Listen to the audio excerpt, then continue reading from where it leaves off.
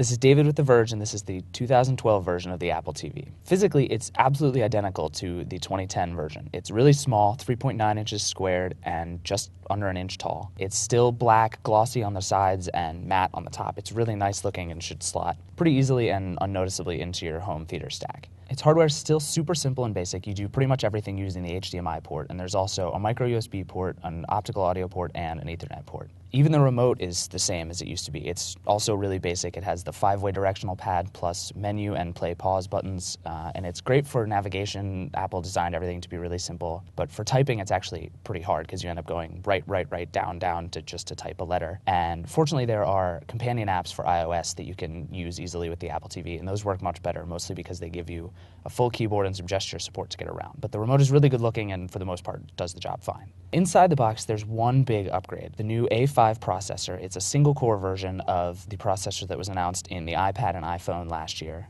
And it powers the biggest difference in the new Apple TV, which is its ability to stream 1080p video. Setting it up is still as simple as always. You just plug it in, connect it to Wi-Fi or Ethernet, log in with your iTunes account, and you're done. And now you get access to iTunes Match, which gives you all your music, and iTunes in the Cloud, which gives you your movies and TV shows. And for the first time, you can actually see movies and TV shows that you've bought and actually stream them from the Apple TV. It's kind of odd that that wasn't there before, but it is there now. Apple's trying to make setup even simpler, and it now lets you sign up for Netflix just using your iTunes credentials. So it's just one tap to sign up for Netflix and start watching.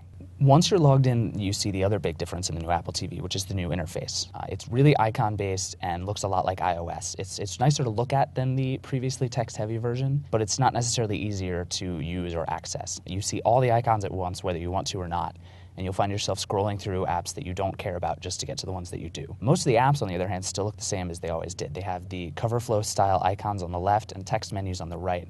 It's still super simple to navigate, but it's not quite as aesthetically pleasing as the new home screen.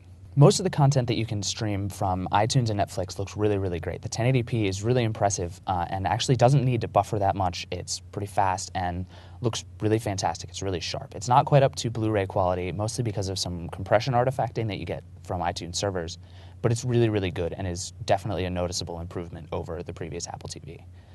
Unfortunately, Apple's content is still its biggest problem. The apps as channels idea is a smart one, but it's having trouble making deals with companies like HBO and CBS. And there are some apps that we've seen on other devices like the Roku that are still missing. There's no Hulu or HBO Go or Spotify, and all of those are available on other boxes. You can still play your own content using home sharing and AirPlay, both of which are pretty good but have their own limitations. AirPlay still has some issues with stuttering as you play games and lag as you switch songs, and home sharing is kind of kludgy to set up and requires you to be logged into a single account, and it's just not as intuitive as it could be. Other than the 1080p streaming, the new Apple TV is mostly an iterative improvement. Even the new interface is available as a software update on the last generation Apple TV.